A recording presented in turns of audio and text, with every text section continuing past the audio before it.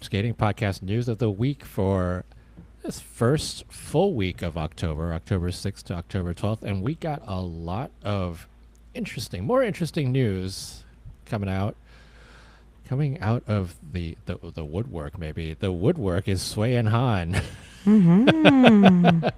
I mean, we've been talking about that a lot, Michelle.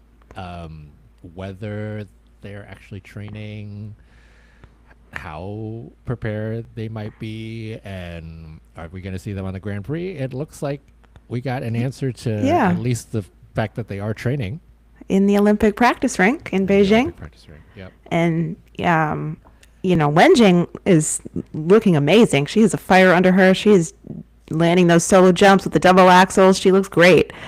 Sung Han is not quite rotating as many times as I think he would like to be, but he is out there with her skating, and I think, he'll get there. They have 4 months. Well, actually, no, I take that back. They don't have 4 months because the Chinese Federation came out with their criteria for how to make the Olympics, and it's going to be Cup of China plus Chinese nationals. So it is a combination of point totals. It's very reminiscent of what we saw with Spanish Fed. Spanish Fed, and a little bit of Korea as well. Like a very very like we are going to stick with the numbers, and we're not going to do any of the body of work stuff that the U.S. and Japan and Canada does. So that will be, Cup of China will be a huge one for, especially for someone like Zhang and Huang to really blow it out of the water. If Sui and Han truly are not that prepared, that's probably the place where Zhang and Huang are going to want to build some kind of a lead. Because we're probably pretty sure that once you get to Chinese nationals, it's going to be a very different kind of atmosphere for that. So, guess what we will see. I do. The reason we're talking about Sui and Han is because that one sort of news clip of their practice came online, and what Michelle was referring to was they chose very specifically to focus on one element, and I am sure this was it has to have been planned with the team, because they wanted to show that they can land their side by sides. Two, who knows, maybe the throws aren't back yet, or the lifts aren't back yet, or I don't know, who knows. But it was a side by side triple toe double axel, where you see both of them doing their triple toes and they're rotated, and then all of a sudden it cuts to only Wenjing doing the double axels, and then you see Song on the side doing single axels. And the fact that I'm sure they had many takes, right? And they had a few times, and that was the one that they took. It goes to show potentially actually how prepared they are, and maybe they're not as prepared as they probably want to be at this point. But they are the reigning Olympic champions. We've seen them for over a decade skating. They know what to do. So I guess we'll see. Cup of China is in 2 weeks, right? Ooh, that's coming up. It's coming up. It's the second Grand Prix. I'm completely confused about the Grand Prix schedule, so whatever. I trust you. This year is the weird one.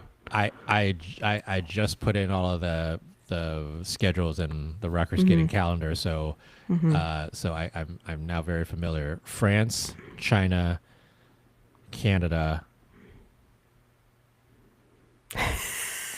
I'm so familiar that I only got the first three. France, China, Canada, and then Finland is last, and then U.S. is second, third to last, right? No, France? No, France is first.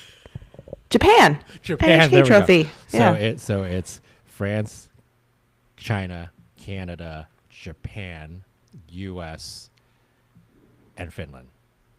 That is the order. And nice. And then the final back in Japan. So that's Wenjing Sui and Song Han. Excited to see where they come in. I still, So I still, excited. they're still like kind of in my mind. I'm a little bit like Zhang and Huang earned that spot. They did. But I also love Sui and Han, and I would love to see them get the repeat uh, Olympic gold. That would be delicious. But, and they announced their music too, and they're doing a Carmen Habanera short program, which I'm sure will be great. And Wen Jingsui is listed as their choreographer on both of their programs. So more choreography from her. She's cracking that whip for sure. Yeah. You Oh, know, yeah. you know it. Okay, so that's Sui and Han. A few things that we saw with actually withdrawals and announcements of injuries, which is hard to hear, especially from three. I mean, the three skaters that we heard from are fairly beloved skaters, right?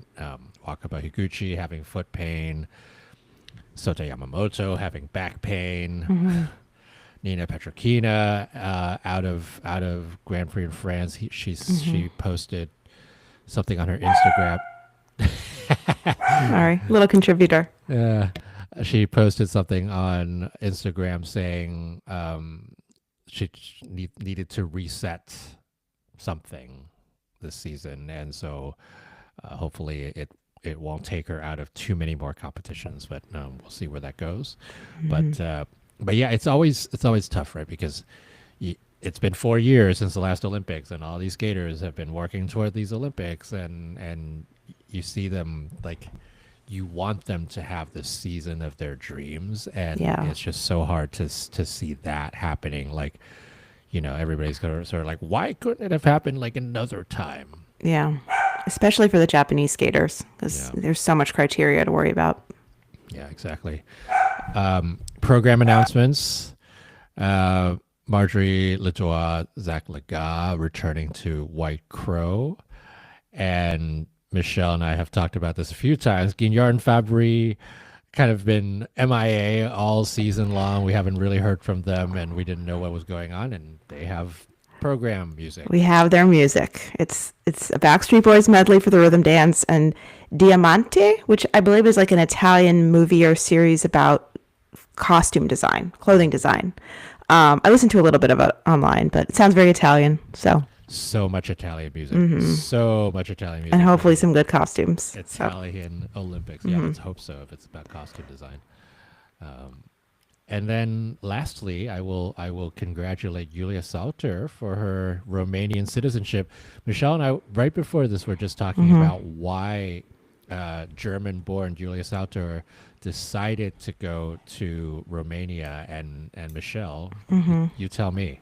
Yeah, she was about 14, and she didn't make the German team because she didn't have certain jumps yet, and she was salty about it, and she felt that she was being overlooked, and so she was like, "I'm going to go represent Romania," and that was in 2012. So that 13 was years. yeah, that was very. I mean, I don't know if I can say impulsive, but that was a pretty strong decision to make at that age and level, and has really stuck it out for Romania. And I think it's kind of amazing that she's definitely like, if she were still skating for Germany, I think she'd be far and away be their women's entry. Yeah. So yeah, Julia Sauti. yeah, So Sauti.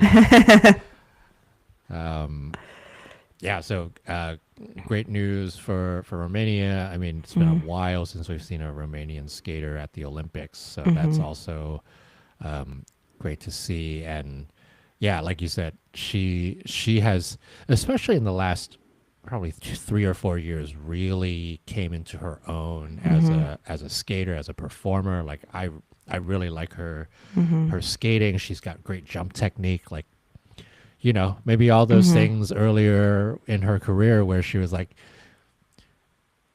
I'll show you I can do these jumps, and now she can do it with the best of them. So yeah, that's great. yeah. So that was news of the week, October 6th to October 12th, and it's the skating season never sleeps, I will say. Well, welcome to the Rocker Skating Podcast. episode 11 of our Olympic season. And you know what? This week is pivotal because it is the end of the Junior Grand Prix series, and it is the next week beginning of the Grand Prix series. And we had like 500 competitions that we had to talk about this week. Michelle, welcome. Hi, Jackie. Did you watch all the? I did not. I couldn't find it. I feel like I've spent so much time on like Twitter and TikTok trying to find these programs because they're not on YouTube, and I'm ready to just be able to like turn on Peacock and just play the event in full and watch the whole thing and not be like searching in between and looking on my phone. Like, give it to me, please. Turn on Peacock and do it. Yeah. Put on your VPN and go on the ISU, Might do a little bit of that too. YouTube. Yeah. I usually have both of them up because in case one goes down somehow and the other one, anyway. The things we've done as figure skating fans over the years to get our skating fix. Okay, this week on this episode of the Rocker Skating Podcast, we have a few things that we're going to talk about. We're going to go through Tayside Trophy in the UK, Budapest Trophy in Hungary, and we're going to talk about the Junior Grand Prix, the last event of the series, which means we have our Junior Grand Prix final and entries. So we'll talk about that, and then we will talk for most of this episode about the Georgian sweep at the Georgian Challenger Series, the Trialeti Trophy, which I didn't realize that the Trialeti Trophy was named after this, basically sort of like this statue or like the sculpture cup thing. Somebody's going to school me on it, but their trophies are the Trialeti, which was very interesting. Cool. Yeah, like they the trophies are like they're really cool. Like it's like this sort of marble based sculpture with a cup on top. And I'm literally googling Trialeti right now. The Trialeti culture is named after the Trialeti region of Georgia. And there's a whole thing around the wares that they made in the Bronze Age, and so there are these cups that were made in the Trialeti culture in the Bronze Age. That was the trophy that the skaters were given. It was very cool. It was if you get to go online and just like Google the Trialeti Trophy, winners cup. They're very nice. If they keep giving away that good swag to the winners, they're going to attract some higher level entries in the future, and Georgian skaters may not have as easy a time winning the Trialeti trophies. I mean, to be fair, a lot of them skated very well, and also the what was interesting about the last 2 weeks, right? Last week was Kazakhstan, this week was Georgia. There were a number of skaters who decided, hey, let's do a 2-for-1 and do two competitions in sort of the same-ish region of the world. And so, you had someone like a Jason Brown doing back-to-back competitions, which we're seeing him doing a lot of competitions this season. And there are a number of those instances as well. So that would be, we will talk about the Trialeti Trophy, but let's get started with, where do you want to go? Tayside? Where do you want to go? Tayside. Let's go to Tayside. What a pairs event this was. I know, like, right? Wow. I wish I could watch some of it. I have really seen very little. But, I mean, awesome showings from the Americans. And the Czech team apparently skated pretty well. And Kunti and Machi had an awesome showing with a 130 in the free skate. Yeah. Almost 71 in the short. I mean, sounds great. Like, the interesting thing you were saying about the Americans, right? There were 3 American pairs in here, 2 of whom have really not been in the conversation for this for the Olympic season, but hey, Lewin Bedard, new pair, and Plazas Fernandez coming back from injury, both scoring basically 180 points here. Those are big scores. Yeah. Yeah. Well, And Lewin Bedard getting a 68 in the short program. Yeah, That's that was like, not on my bingo card. that is a statement. Yeah, Yeah. absolutely. Yeah. Chelsea Liu is always a really beautiful pair skater. She just had some jump rotation issues. And in her previous partnerships, they always had a, I don't know, strong potential and strong look to them. But I think that was, something that held her back in the past. But yeah, she seems to really be gelling in this new partnership. I mean, you look at this, and we'll talk more about this in the Trialeti Trophy because there are more American pairs who are in there. Yeah, where are they all coming from? We have so many. This like, all of a sudden we have this very, very intriguing fight for the 2 spots for the American pairs. Obviously, 2 spots and not 3. But it's going to continue to shape up to be a fairly interesting fight.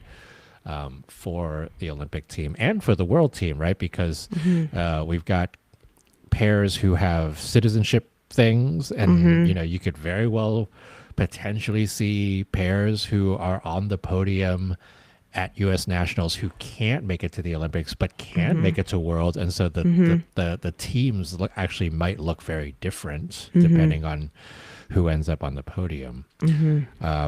But you were talking about Valesi and Bidar, who are second here. Lewin Bedard and Valesi and Bidar. Lewin Bedard were the bronze medalists just over Plazas Fernandez.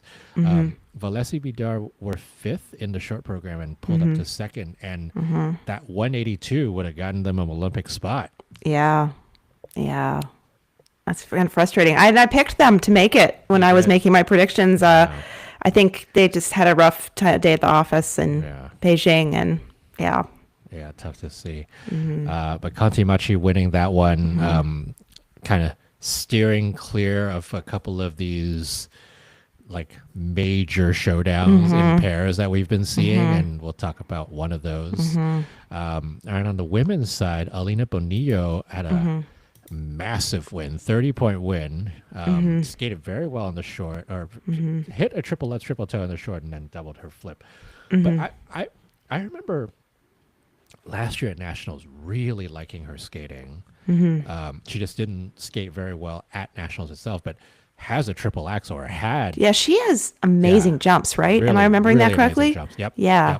Yeah. Booming jumps, and kind of one of those maybe dark horsey type skaters, and maybe a skater to watch for this next quad. But she's got some potential. And speaking of triple axels and potential, Alexa Gasparotto also lots of potential. She did not try her triple axel here, which I'm surprised about given how many beautiful triple axels we've seen on Instagram. Yeah. And she got 2nd here, and Nina Povey getting 3rd. And then for the men, we love to see this. We love to see Yari Kessler winning because he's such a beautiful skater. Yeah. It wasn't a super deep field here, but the skaters who were here were all very sort of evenly matched. Right, a lot of them were in that range, and so Yari Kessler getting hitting 200 points here. Maurizio Sandron getting silver. Michael Shea of the U.S. getting bronze. Tayside Trophy. You can't beat that, I guess. Tayside Trophy. Let's move over to more east and south, and let's go to Budapest. Okay. Which used to be a Challenger Series event, but it is not this season. Like, not at all. Yeah, not at all. But I mean, especially given so many competitions happening, right? Like, there are only so many you can get to. But I think for me, and especially for you, Michelle, the most interesting one was the return of Ladroit and Laga, who had withdrawn earlier this season because of a concussion. Was it a concussion again? I think we speculated that might be what it was. Okay. They were on the entry list for Nepola, and then they disappeared from it. So we speculated that, but no idea. Okay, so there was no. no confirmation of what Yeah. happened. Yeah. We got to see their programs. They have returned. I had heard that they were working on a free dance to Pieces by Bach earlier this year, but they have returned to their White Crow Nureyev free dance, which was a huge hit for them. It's one of my favorites. It's a beautiful, beautiful program. And they skated that here. I have not yet been able to find a full video of it, but I found a clip. They have new costumes. It looks beautiful. And then they did their rhythm dance, which is a kind of jock jams sport themed, like hockey, I think, themed program. And it's like the music you hear at a hockey game. And I adore this team, and I felt very underwhelmed by it. And their costumes had 19 and 90 on the back with their names, like they were jerseys. It's fun, but I also feel like it's a little bit juniorish, and maybe it'll grow on me as the season goes on. This theme has been hard, and a lot of teams have been complaining about it, and I credit to them for finding a unique angle. And also, I think being French Canadian, maybe they are really passionate about hockey up there, and it's something that's going to play well at their nationals. And yeah. So that actually just jogged my memory. We didn't talk about this in News of the Week, but Piper Gillis, Paul Poirier. Yes! Oh my gosh, we forgot that. Oh my gosh. We totally forgot it. You better work. Piper and Paul are doing RuPaul. Yeah. Yes. That is probably so far the most sort of interesting and inspired piece of music that's coming. We should have started this saying with it was announced this weekend that Piper and Paul will be winning the Olympics because they are skating to RuPaul. It's funny because love it. Supermodel never even occurred to me, right? Like I don't know why, but it's a great piece of music. If there's anybody who can pull it off, it's them. Who the heck knows what they're gonna wear? Are they gonna have? I can't wait. Changes? There's gonna be six different variations, and they're gonna try them all out. Totally. Yeah. Totally. Yeah. Like, is Paul gonna be in drag? Like, what's gonna happen?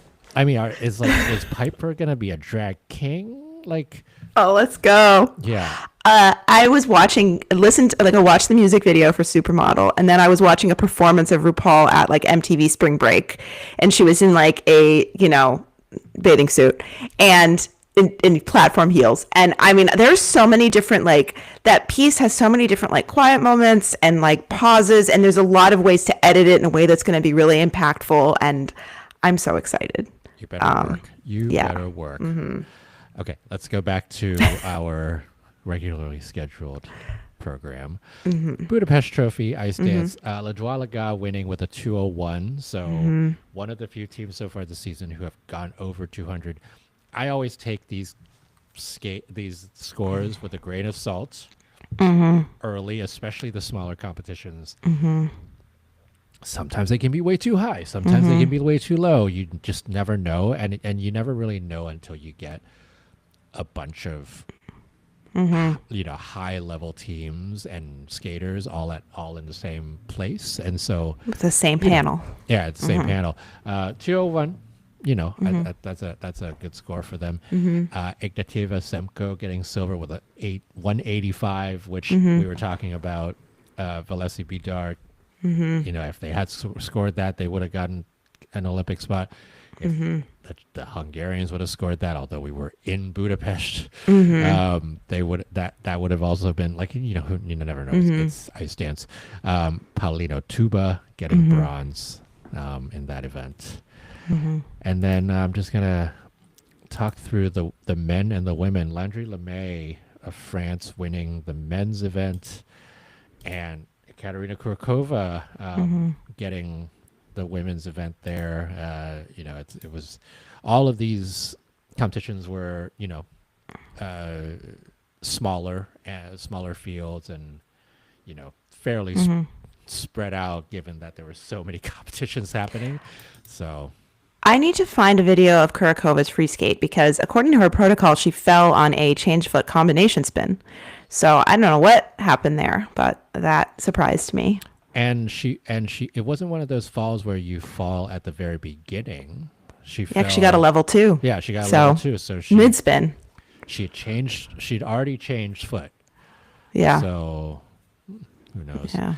What's interesting about that one also is that she took her one of her favorite combinations, right? The triple Lutz half loop, triple flip. She's taken that out altogether. I think trying to really figure out if she can like get these jumps clean and cleanly called. So we'll see how she develops this season. All right, so two small competitions out of the way. Let's talk about a bigger competition, which is the Junior Grand Prix in Abu Dhabi. And this was, as we said, the last Junior Grand Prix of the season. With the men, it was a huge shakeup at the end. Completely not what I expected to happen. I thought Sen Takahashi was going to win this. Ended up being Lucius Kazanecki of the U.S. winning his first Junior Grand Prix title. Dennis Kruglov of Belgium getting silver, and then Sena Takahashi getting bronze. That pushed both Kazanecki and Kruglov onto the Junior Grand Prix final and pushed Sena Takahashi off of it. And so I'm pretty sure Sena was in the final last season. And so probably a little bit disappointing for him to not make it. He was fourth. Yeah, fourth last season. So that's, sometimes that just happens. All of that was a matter of 3 points among those three skaters. Kazanecki landing a couple of quad toes, I think that helped him quite a bit. So that was the men.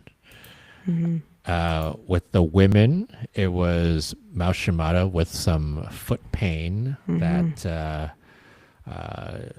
took the quad toe out of her free skate, but and also had some a bit of sketchy rotation issues on some things. But she still comfortably won 201.17 over Hannah Bath. Yeah, triple axel, triple toe. Triple axel, the free skate. Toe. It was great. Her triple axel is interesting. It's so big, and there's no hesitation. She just is just like hops right up into it, and it's a very quick twitch sort of entry. Like there's like not a gliding edge to it. It's like I'm gonna go jump. Yeah. But when she gets up in the air, it's a beautiful jump. Yeah. So Hannah Bath, I mean, she's already made a lot of history for Australia.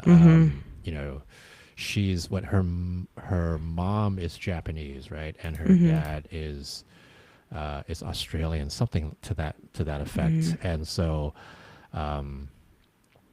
she trains in Japan. Yeah, she's got some of that Japanese skating goodness in her in her repertoire. So she gets a 192 big score, probably the biggest score that a Australian woman has ever had internationally, and so that was great to see. Sophia Schifrin getting the bronze, and she needed to be in the top two to get into the final, so she does not. Mao Shimada, not a surprise, gets into the final. I'm a little worried about Mao. I hope she's resting and healing and all good things before the final. Or before she goes senior, right? I mean, like it's like, Mao, you've been on the junior circuit for a long time, and like let's save some of that for the senior circuit because 4 years is a long time to go. So, I gotta say, there was a lot of talk about on the skating Twitter about Akira Kushida's programs, how musical they were, the fact that she is doing both women's singles and ice dance at the same time, kind of lots of love for her programs and for her the way that she's skating, even though the jumps aren't quite there. She ended up fifth. Sajin Yoon ended up fourth, and so it was interesting because if you looked at those standings, it was there was a lot of menning going on in that Yeah. one. Yeah.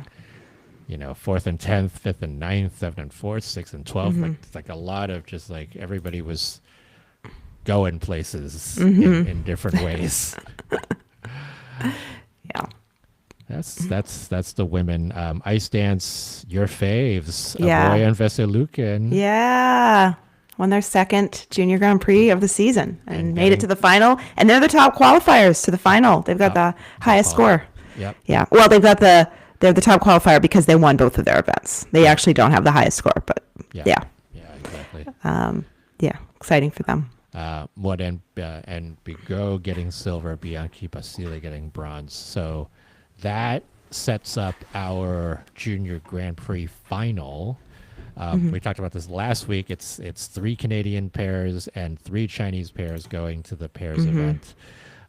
For the men, Ryo Nakata, Binku Saw, Habin Choi, Taiga Nishino, Lucius Kazanecki, Dennis Krugloff. We were just saying those two just snuck in at the very end over Sana Takahashi, who is the first alternate Brutal. for the men.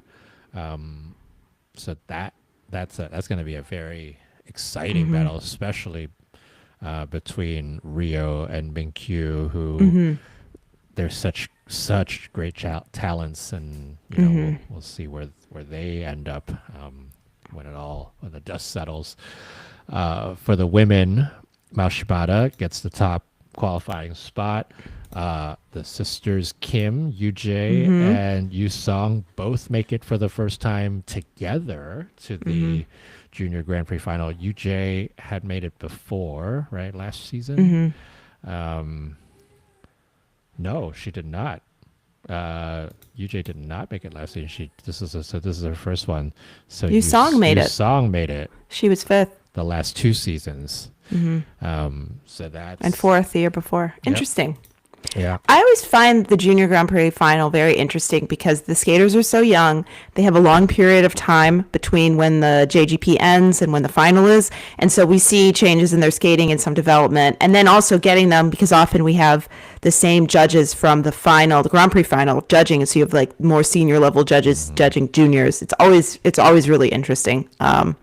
And then also, some of these junior skaters will skate in seniors at their nationals, and so the preparation, like you were saying, like just becomes different, and it becomes a very different competition once that comes around. Mayuko Oka, Mei Okada, Sumika Kanazawa rounding out those, so it will be kind of like in the pairs, 2 countries, right? Japan and versus Korea. Hannah Bath gets the first alternate, and so she should be ready if anything happens there. And then ice dance, that's the one with the most diversity of countries, with Avoya and Veselukin getting the top spot, qualifying over Pigana and Koval. I think the battle between those two will be very interesting. Then Vayon and Brandis from Canada have the highest qualifying total score. So we'll be interested to see how they do. I'm so excited for this competition. I'm excited for it. It's going to be great. It's going to be close among all of these skaters, and I'm gonna have to get these names right because they're gonna continue going. Perrier, Giannissini, and Blanc Klapperman. A mouthful, but Green Out, Giuletti Schmidt. You'll have it down. You'll be able to say it for years. Don't worry. PGBK. They're also in Robertson, Roner, and Moden and Bigot. They round out those 6.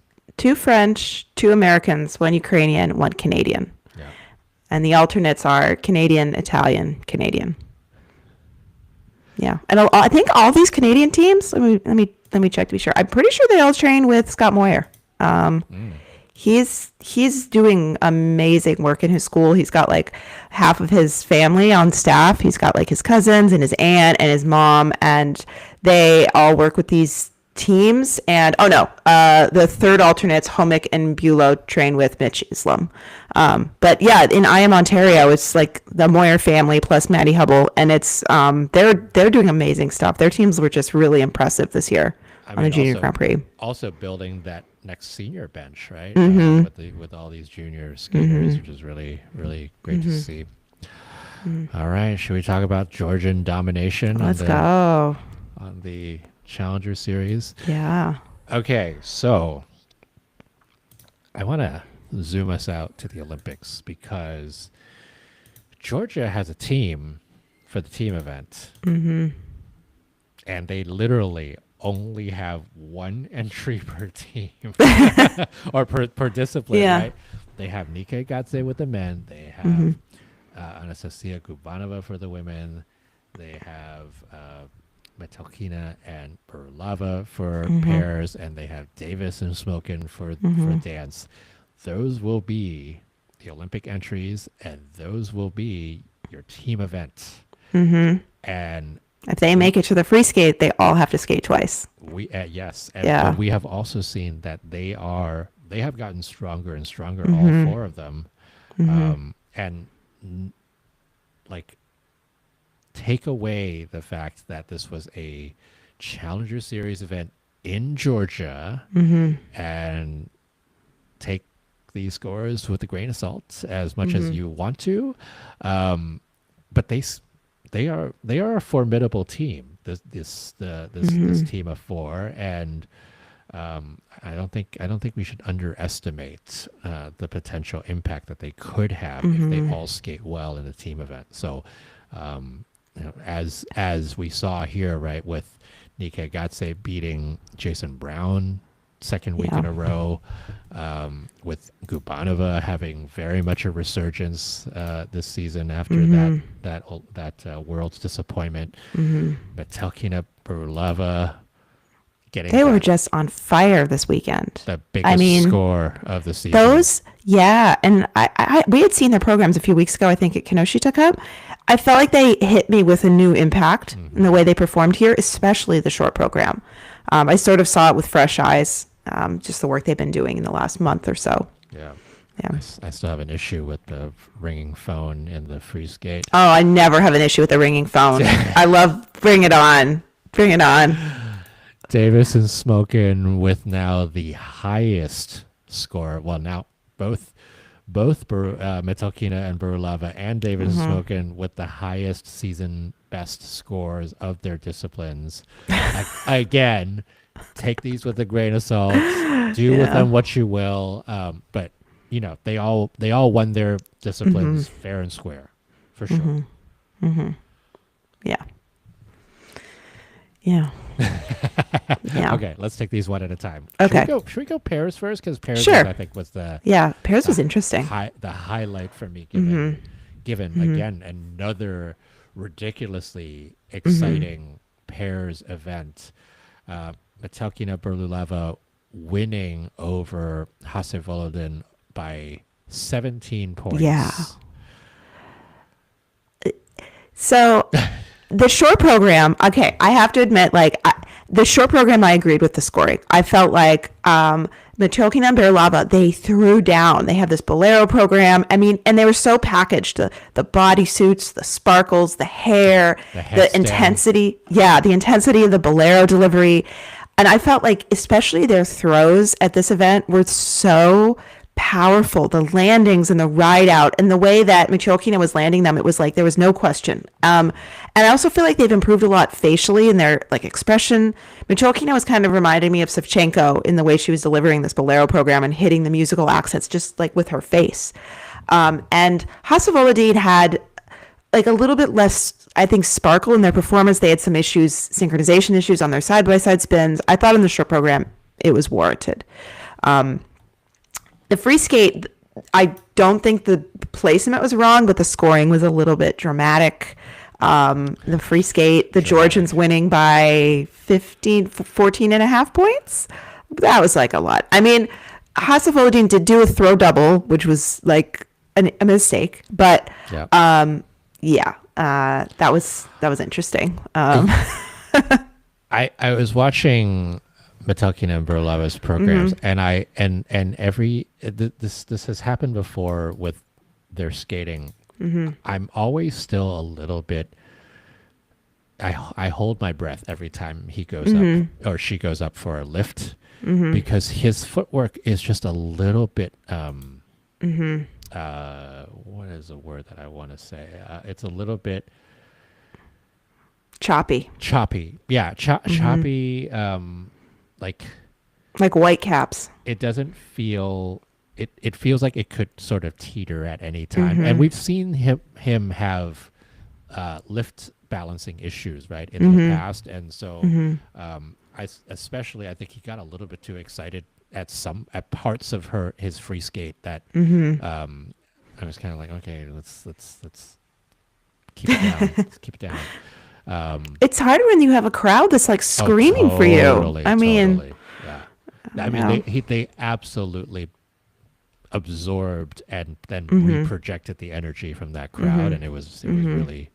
It's one of those things, right? Like it's so cool to be able to see skaters just completely change the way that they skate because they are feeling the support, and that's what we saw from them. Yeah, so that's the top two, but we were talking about these, especially that short program. Yeah. Oh, I mean, we were talking about Chelsea Liu and Ryan Bedard getting a 68. Emily Chan and Spencer Howe having a clean short program, over 70 points. I wasn't just clean. It was like the best I've ever seen them do a short. I mean, even their spins were perfectly in sync. They skated that as best as I could have imagined them. It was so good. It's crazy because I saw them at John Nick's in New York, and I was like, we've seen this short program before, and I felt when I was there at John Nick's, I was just like, this is just a lower level of what they can do, and it didn't feel like they were here for the fight for the Olympic spots, and now we have Chan and Howe who is here to fight for the Olympic spots. I mean, 193.70 for their two programs. Emily Chan landing a clean triple toe in the short program, and they had issues with the side by sides in the free. Not surprising, but it's still a statement from them. And that also beating Cam and O'Shea, who just had a lot of issues. Period. Yeah, I'm a little worried about Cam and O'Shea. This is the first we've seen them, I think, and we know Danny had foot surgery after Worlds, and he skated on a broken foot at Worlds, and that took time to recover from. And then I believe Ellie had a concussion in July. I read that. I haven't gotten that from her directly, but that's what I read.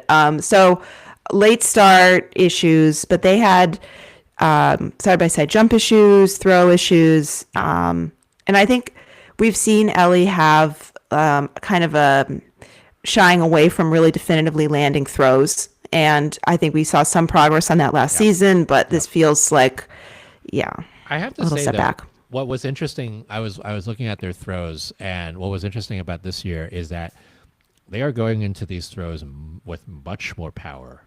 Thank God. Because I feel like the last couple of last year especially, they were like, we're trying to land these things, so we're going to get the deductions, and so a lot of these throws, especially the sow, was coming in like half speed, because they are very powerful skaters, right? And they really sort of slowed down for this. It was noticeable. Yep.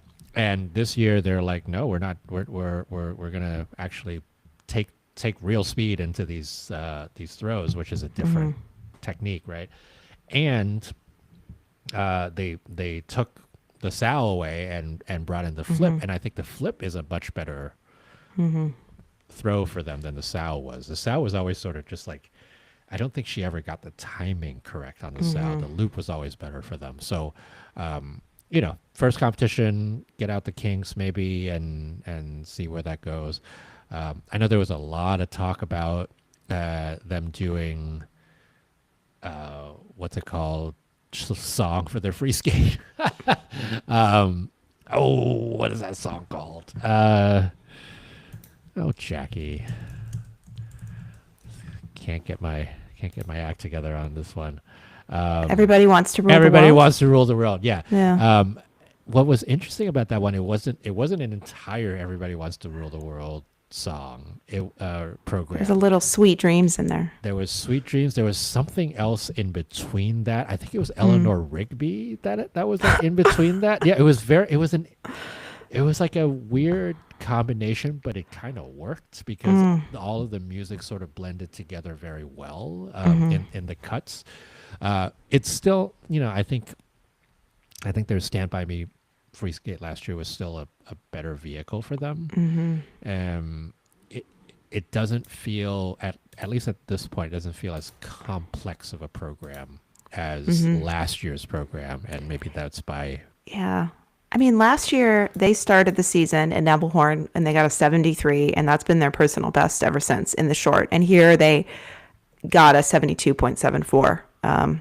It's, it's a big difference. Yeah. 62, it's early. 62, 74. Yeah. What'd I say? 72? 62. Yeah. Oh, it's 62.74. So it's like a 10.5 point difference. Right. Yeah. But, I think we'll see where that goes, right? Hopefully it's first competition jitters, and that's where it is. And yeah. The Armenians were fourth, splitting the American teams. Karina Akhapova and Nikita Rachmanin. I think the other one that I was interested in seeing, obviously interested in seeing a lot of these pairs, but Bakari Guarise, speaking of that fight for the Italian spots, right? They have not sort of gotten their magic back from that season when they won Europeans. 160 for them here. That won't be competitive quite with Ghilardi and Brasini, who have been skating fairly well this season already. So yeah, we'll see where all of that goes. But that's pairs. Dance, we have a few skaters who we've seen already. Davis Smokin winning, Harris Chan, of course we saw them at the Olympic qualifying event, getting silver here. Demirjila Mercier getting bronze. Becker Hernandez going 2 competitions in a row, getting fourth, and then Yoshida Morita getting fifth here. So I think David Smokin, they were talking about how they're not, they weren't a big fan of the theme this season. Yeah. And A lot of skaters have spoken about that. Phoebe Becker was talking about it too. It was just really hard to find music with the right timing and find pieces that go together. And I believe it. We've gotten some weird programs. These oldies, skating to the oldies. Yeah. Yoshida Morita went back to their free dance from, I think, 2 seasons ago, Firebird, at this program, which was... I was kind of sad about. Yeah. Because Turando was really good. Yeah, I know. I don't know. Maybe it just felt different for them. And yeah. Davis and Smolkin, I thought, skated relatively well here. They skated well last week too. These scores were just really silly. They were quite high. I do like their free dance a lot. And I think I read that they wanted to use the music last year. They really like it, and their coaches were like, "Save it for the Olympic season. You just got to Montreal. We'll do it." But it was a smart choice because it's a good vehicle for them. Yeah. Agreed. Okay, the women. We have Anastasia Gubanova getting an over 200, skating well again. Like she's been putting down some very solid. Missing the free skate at Worlds was a good thing for her in the end, I think, because she's been just so ready early this season. And there's always I always have a little bit of a fear when skaters are like just on fire and it's only October. Like I fear for kind of not peaking at the right time, like if they peak too early. We've seen this before with skaters who just like they're just like so ready to go in the Olympic season, and then all of a sudden it's like, oh no, I've competed too much, or like, oh no, I basically have like used up all my energy early, and so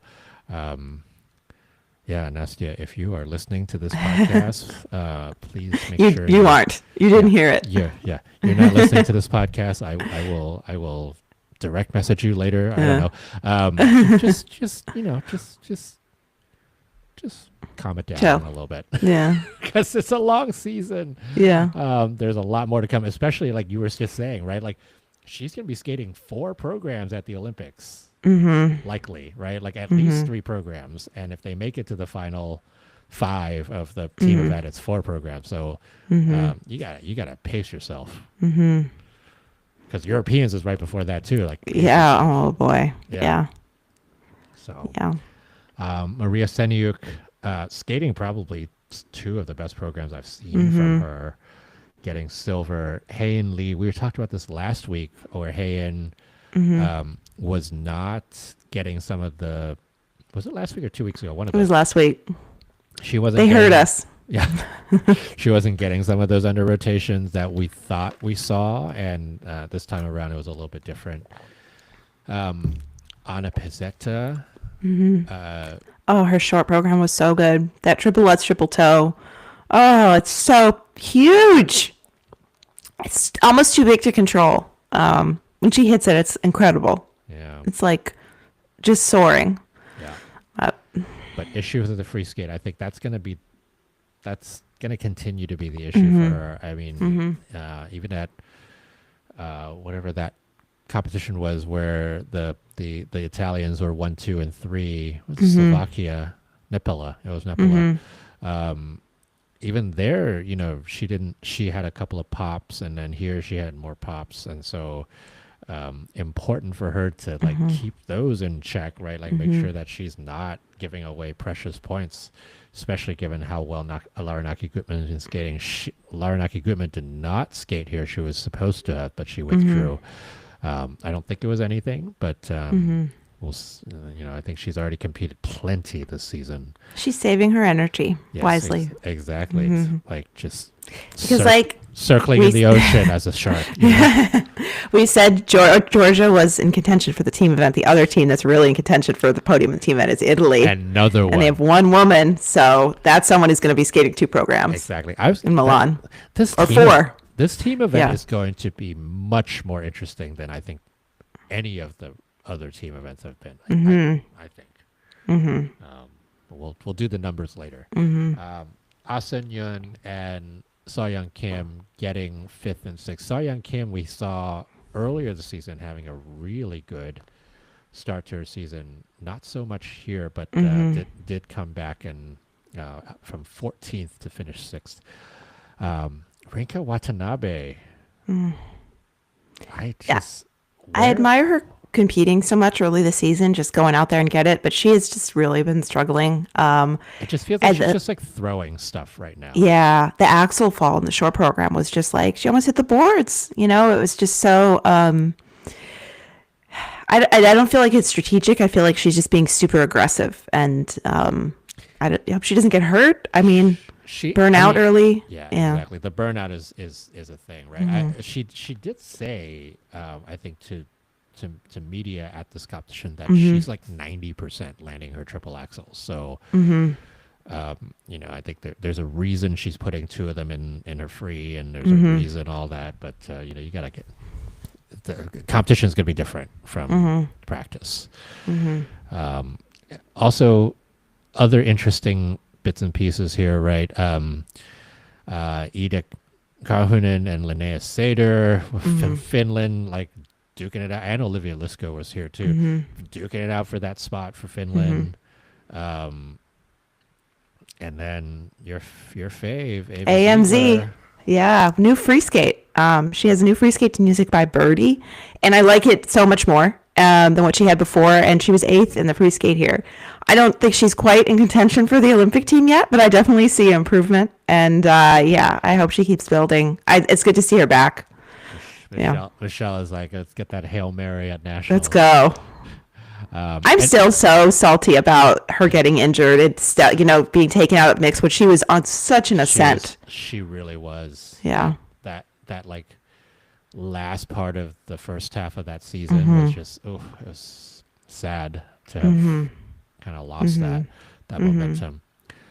Star Andrews fourth after the short. She did skate a clean short and then Yeah. just fell apart in the free I again. love I love her short that Adam gave her. It's Beyonce Run the World, Girls Run the World. I thought it's a great fit. I love the choreography he's been doing for her, and it gives like a new, I don't know, dimension to her skating Yeah. and performance. And yeah. A lot, like so much to talk about with these women. This was a very competitive field. All right, let's finish with the men. Nika Gatse winning the men's event. Jason Brown not quite as sharp maybe as he was last week. Fell on the triple axel in the short and then landed one in the free. Was purposefully just putting one in the free. Just left some points on the table, given that he was only doing one triple axel and then he popped a triple toe later on. Like there was, he wasn't going to score as much already because of the base value. But still, I think this is solid for him and continues to be good. Tomoki Hiwatashi. Hey. Yeah. He is one who it's been very hard to rely on his consistency over the past few seasons. And we now have seen 2 very good competitions from him. What was it? Cranberry. Well, 3 actually. Cranberry was fine, but then Kinoshita and then Trialeti, 236 and then 237. Like it was very consistently scoring the same. And it's like sort of like all of a sudden he's in the conversation again after being kind of out of the conversation for a while. You just never know what you get from Tomoki, to be honest. He's changing that narrative. He's taking control of it. Let's hope. Yeah. Let's hope. I have a Jason Brown comment that I feel a little guilty making. I probably I don't want to feel this way, but I really don't like his free skate music. I was about to say very similar. I have a hard time staying invested in the program. It just goes on and on. It doesn't change. And this is the best skater in the world to skate to a piece of music. I mean, he's like one of the best. And if he can't bring this music to life, I don't think the music is going to come to life. It just is monotonous. And the vocals are strange. And I don't want to say it, but it's not as good as he is. No, I think it's right to say I had similar thoughts too when I was watching the program both last week and this week. I do wonder, there's so much of this that is how much of the music are we hearing from these live streams? And I'm going to save my final hot take, cold take on this until I see it live in person, because sometimes the music in person just makes such a huge difference. But I'm not holding my breath for it. I agree with you. I don't think the instrumentation is there. I don't think it doesn't have the impact. You think about Impossible Dream. You and think Schindler's about, List. Yeah, you think about those amazing programs that he's had where the music built with him, right? And he really used that as his vehicle to success, and you just don't, it's not there yet. Yeah. But the short program. Yeah, the short's great. Yeah. Okay, the other interesting one here, Arlette Levandi. Arlette Levandi beating Alexander Selevko. Selevko had a decent short. He did a triple lutz triple toe instead of quad lutz triple toe. I don't know if that was on purpose, but landed a quad toe and the triple axel in the short, and then just fell apart in the free.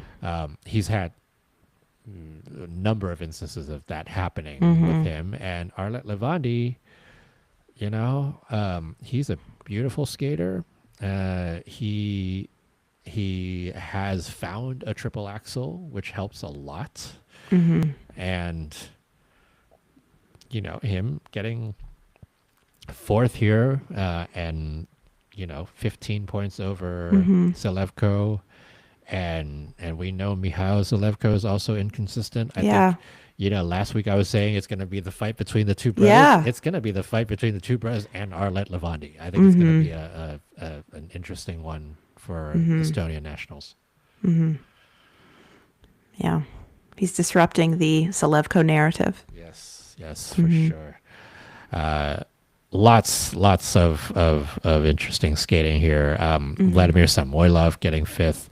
Sihyung Lee, after a really strong last week competition, wasn't quite there this week. Ended up sixth. And then Daniel Martinov of the U.S. seventh. So this was, like many other of these events this week, there was an element of Olympic spot intrigue. in What a lot of about these. what about the 8th place finisher, Jackie? What about Vladimir Litvintsev? You want to talk about that costume? Yeah, I see. I think he was a little tired at this competition after last week. He's never seemed like the most. I don't know. He's never had the best endurance, so I can see why he was fatigued. He didn't skate as well here as he did last week. But last week when we recorded, I hadn't had a chance to see his free skate yet because I couldn't find it. But I did find it, and it is Joker, like the Joker movie, the recent one with Lady Gaga and Joaquin Phoenix. The music edit is insane. The costume is insane. It's incredibly entertaining. This is why I love Litvintsev. He always delivers weird stuff. We get the ringing phone in the short program, and in the free skate we get a printed on bow tie and gun holster and blood splatters on his shirt. The shirt's doing it all. It's like the music is so strange. There's like Lady Gaga like singing, talking. It's phenomenally weird. It's one of my favorites this year. I'm so entertained by him. I don't know. He just makes me happy, and he's so creative, and good for him doing what he loves. And I feel like the hold the Joker character and franchise has on Eastern European men is so interesting, because you see when Litvintsev is doing the straight line footwork at the end of this free skate, he feels so cool. Like he is in it. He loves it. Yeah, that's just something about it for them, just for him. And I don't know, we saw it with Semko, the Hungarian ice dancer. He's doing a Joker free dance. We've seen this a lot in, this theme, and that just something about it. I mean, I'll say Eastern European / Central Asian. Yeah. Lest the geography nerds come after us. Oh, Azerbaijan. Azerbaijan. Well, he lives and trains in, Russia. is he in St. Is he Petersburg? Russian? Yeah, he's with Victoria Volchkova. Yeah. He's been his longtime coach. She doesn't really travel with him very often, but she's in his group. He's in her group.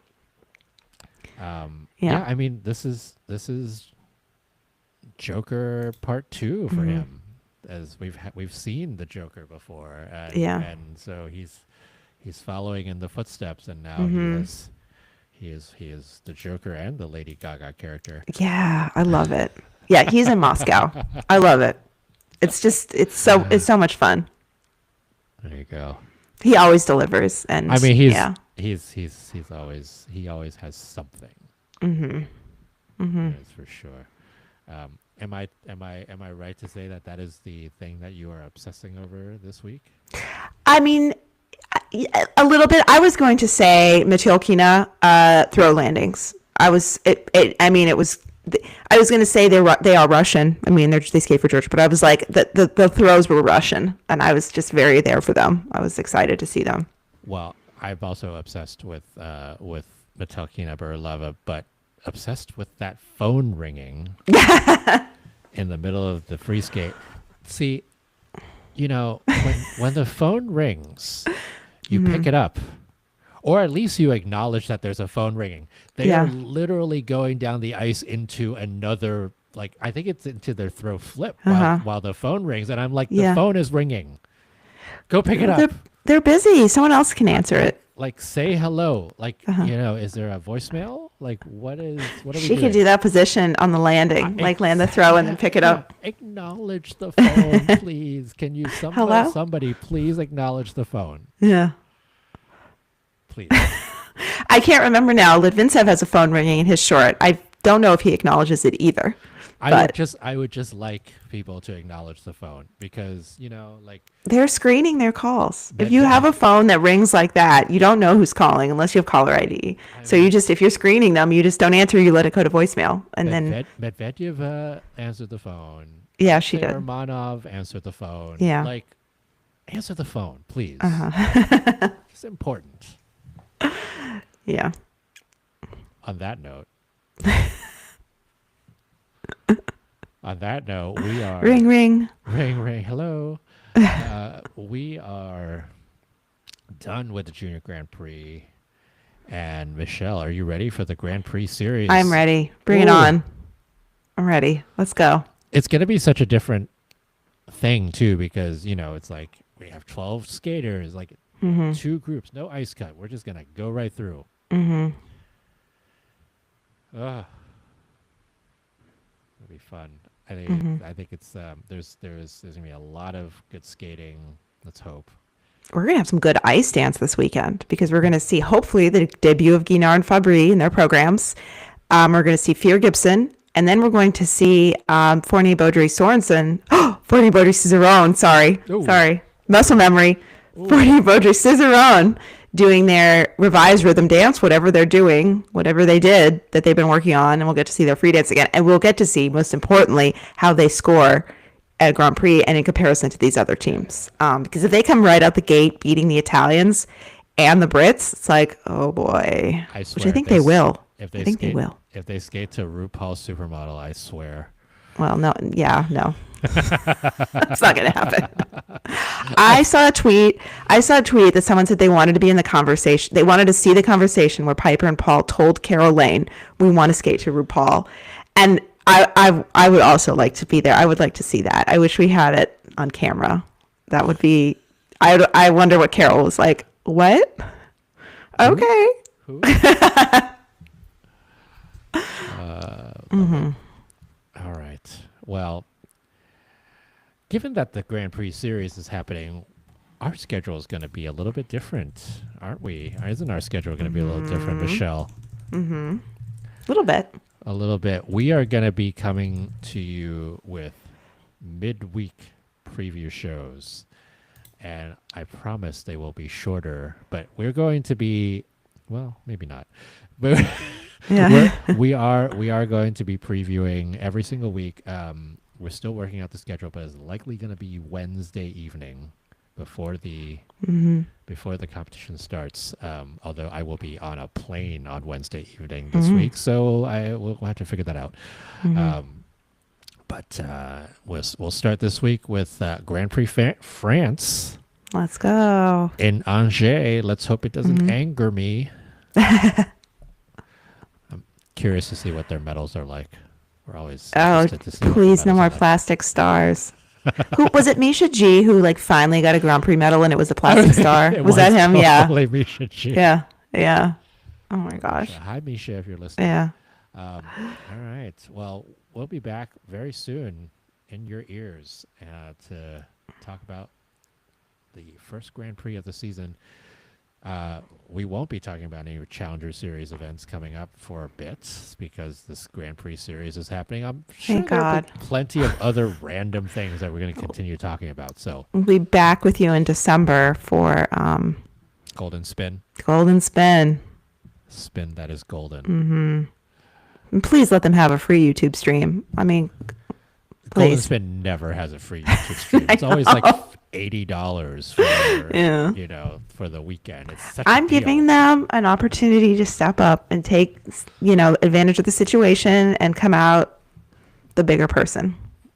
Golden Stream organizers, if you are listening to this podcast, Michelle has given you the right to refusal. Yeah. All right. Well, Michelle, a few more sleeps until the first Grand Prix and a few more sleeps until we go and preview the first Grand Prix. So let's get our homework done and talk to you soon. Sachet Shante. All right. Well, for Michelle Ellis, a.k.a. Shantae, this is Jackie Wong, chief skate nerd of the Rocker Skating Runway. And Yeah. we are, as always, sponsored by John Wilson Blades and edited and produced by Tara Nichols, who's going to have a real field day listening to this one this week. Mhm. All right, until next time, which isn't really going to be in a few days, we'll talk to you soon. Bye. Bye.